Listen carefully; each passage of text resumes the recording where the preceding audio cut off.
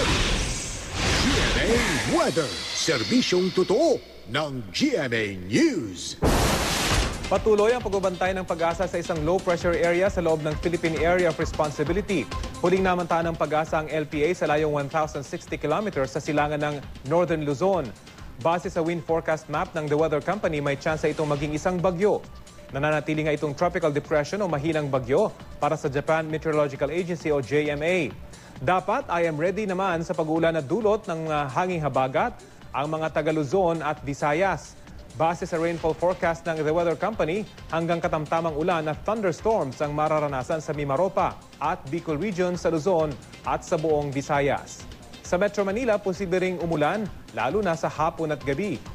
Mataas naman ang alon sa western seaboard ng Southern Luzon at eastern seaboards ng Visayas at Mindanao. Ayon sa Pag-asa, maaaring umabot sa mahigit 4 na metro ang taas ng alon sa mga baybaying ito.